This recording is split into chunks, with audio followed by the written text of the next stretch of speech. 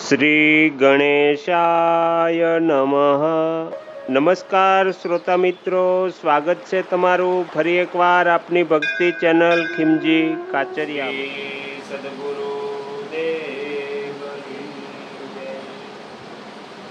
શ્રીમદ ભગવદ્ ગીતાના મહાત્મ્યના બે ભાગ આપણે આગળ સાંભળ્યા. હવે હજી મહાત્મ્ય બાકી છે. આજે આપણે ત્રીજો ભાગ સાંભળવાનો છે. ત્રીજા ભાગમાં તે ગીતાનું મહાત્મ્ય બતાવેલું છે. તો આપણે શ્રીમદ ભગવદ્ ગીતાનું મહાત્મ્ય ત્રીજો ભાગ શરૂ કરીએ. તો શરૂઆતમાં સૌનક ઋષિ કહે છે, સૂતજીને કહે છે સૌનક ઋષિ કે હે સૂતજી, અતિ પૂર્વકાળના મુનિ શ્રી વ્યાસજીએ કહેલું તથા શ્રુતિઓમાં વર્ણવેલું ગીતાનું મહાત્મ્ય મને બરાબર કહો. તો સૂતજી કહે છે, આપે જે પુરાતન અને ઉત્તમ ગીતા મહાત્મ્ય પૂછ્યું એ અતિશય ગુપ્ત છે, તેથી એ કહેવા માટે કોઈ સમર્થ નથી. ગીતાના મહાત્મ્યને શ્રી કૃષ્ણ સારી રીતે જાણે છે, કંઈક અર્જુન જાણે છે, તથા વ્યાસ, સુખદેવ, યાજ્ઞવલ્ક અને જનક વગેરે પણ એને થોડું થોડું જાણે છે. બીજા કર્ણ પરંપરાથી સાંભળી લોકોમાં વર્ણવે છે. માટે શ્રી વ્યાસજીના મુખેથી મેં જે સાંભળ્યું છે એ કંઈક આજે હું તમને કહું છું.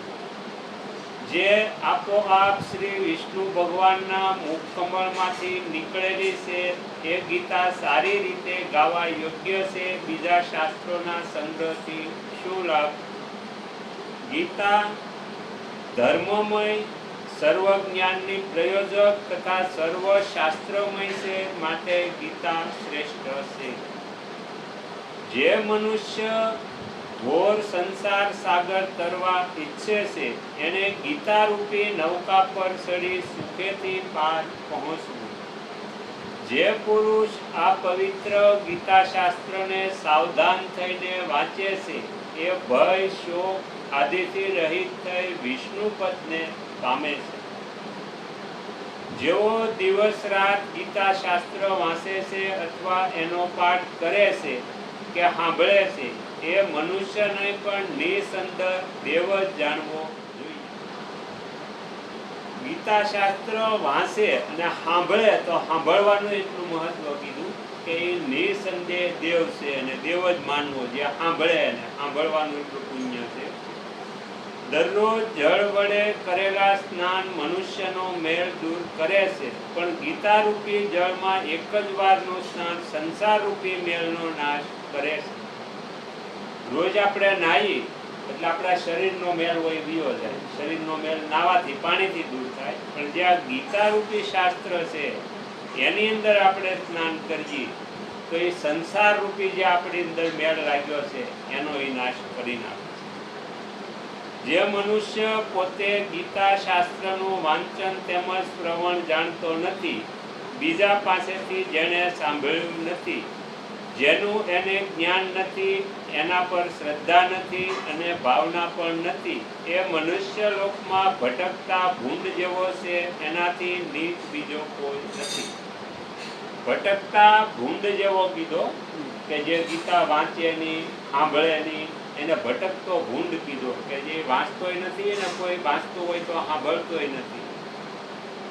જે ગીતાને વાંચે છે, ગીતાના અર્થનું વાંચન કરતો નથી, એ પોપટિયા જ્ઞાન દેખાડવા માત્રના આચરણ, વ્રત, ચેષ્ટા અને તપ અને યશને ધિક્કારશે. આનાથી અધમ બીજો કોઈ મનુષ્ય નથી.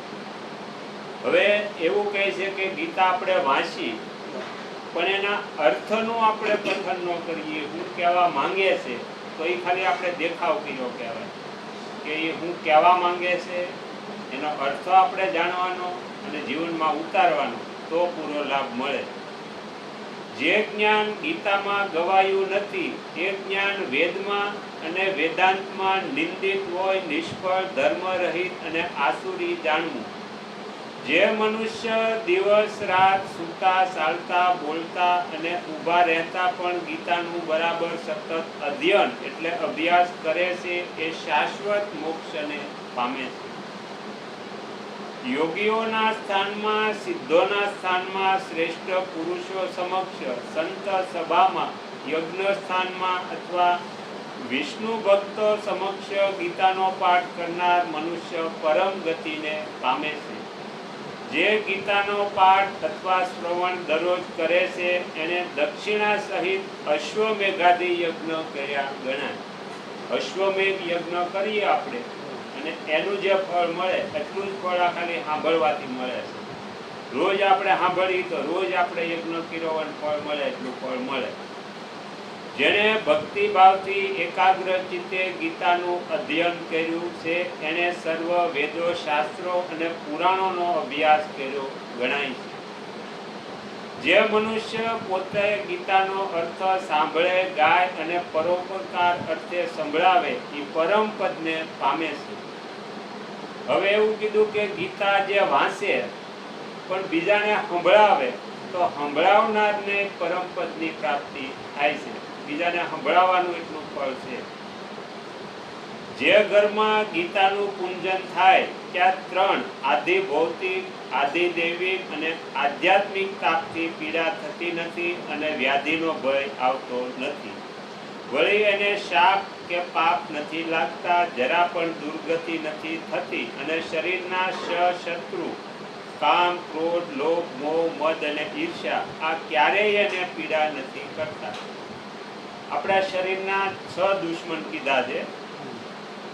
પહેલો તો કામ, બીજો ક્રોધ, લોભ, મોહ, મદ અને ઈર્ષ્યા.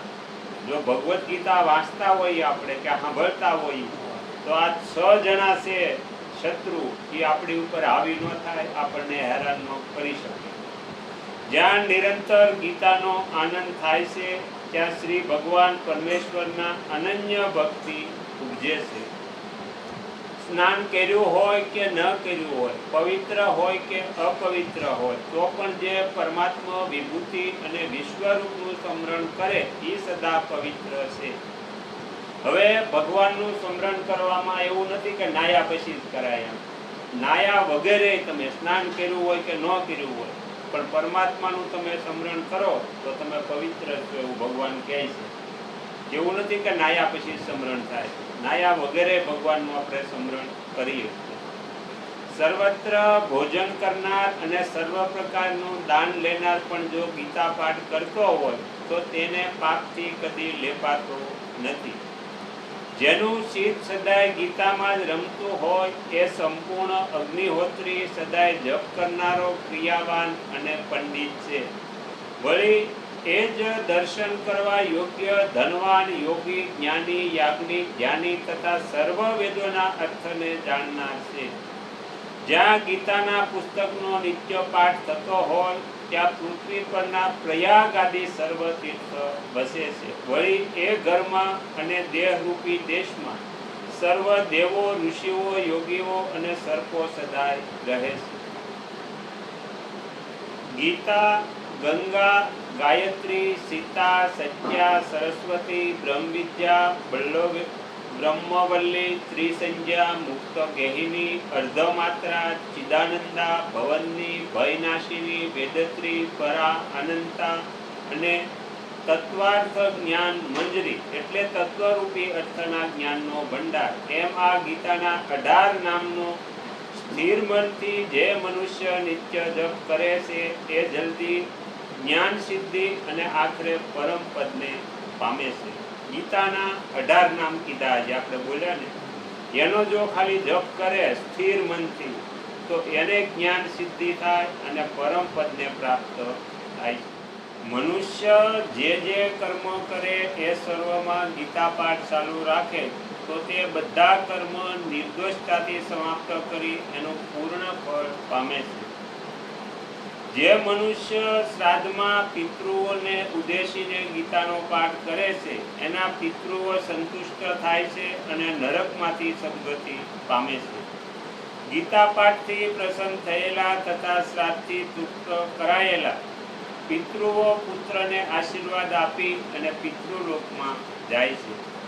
જે મનુષ્ય ગીતા લખીને એને ગળામાં, હાથમાં કે મસ્તક પર ધારણ કરે, એના સર્વ વિઘ્નરૂપી દારણ ઉપદ્રવો નાશ પામે છે.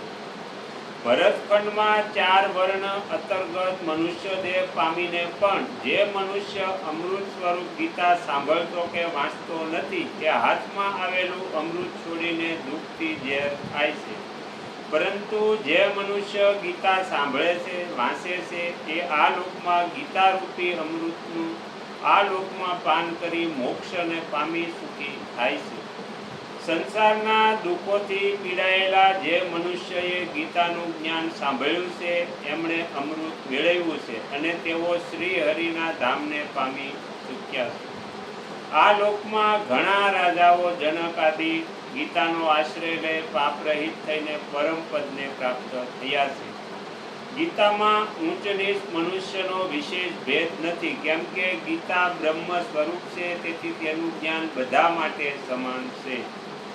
ગીતાના અર્થને પરમ આદરથી સાંભળીને જે આનંદવાન નથી થતો, એ મનુષ્ય પ્રમાદને લીધે આ લોકમાં ફળ નથી પામતો, પરંતુ વ્યર્થ શ્રમ પામે છે.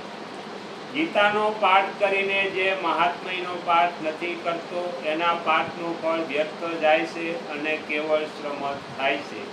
આ મહાત્મય સહિત જે ગીતા પાઠ કરે છે તથા શ્રદ્ધાથી જે સાંભળે છે, એ દુર્લભ ગતિ પામે છે.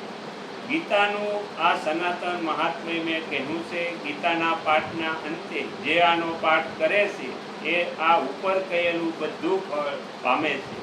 આ પ્રમાણે શ્રી વારા પુરાણમાં શ્રીમદ ભગવદ્ ગીતા મહાત્મયનું અનુસંધાન સંપૂર્ણ. તો અહીંયા શ્રીમદ ભગવદ્ ગીતાનું મહાત્મય સમાપ્ત થયું. હવે પછીના વિડીયોમાં આપણે શ્રીમદ ભગવદ્ ગીતાના પહેલા અધ્યાયથી શરૂઆત કરીશું. પ્રથમ પહેલા અધ્યાયનું મહાત્મય સાંભળીશું, ત્યાર પછી પહેલા અધ્યાયના ગુજરાતી શ્લોકોનો અનુવાદ સાંભળીશું. તમે તમારો કિંમતી સમય આપી એકાગ્ર ચિત્તે પ્રસન્નતાપૂર્વક શ્રીમદ ભગવદ્ ગીતાનું મહાત્મય સાંભળ્યું, એ બદલ હું આપ સૌનો ખૂબ ખૂબ આભાર વ્યક્ત કરું છું અને આશા પણ રાખું છું કે તમને સાંભળવું ગમ્યું. જો ગમ્યું હોય તો અન્ય ભક્તજનો સુધી પણ પહોંચાડ્યું. શ્રી સદગુરુ દેવની. આગળના વિડીયો જોવા માટે આ ચેનલને આ રીતે સબસ્ક્રાઈબ કરો અને બેલ આઇકન પર દબાવો.